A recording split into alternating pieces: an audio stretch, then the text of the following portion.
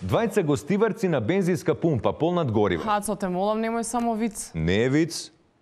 Едниот гостиварец плаќа со 100 евра и бара од вработениот да му размени во денари уште 100 евра. Со тоа обидувајќи се да го доведат во заблуда вработениот дека парите се оригинал, а не фалсификат. Да погледнеме. Вработениот уште во заблуда повикал полиција, но и таму немале да им разитнат на гостиварчаните. И тука приказната се замрсува. Гостиварчаните немале поим дека печатењето пари дома и незаконско и живееле во заблуда дека сите дома си печатат пари.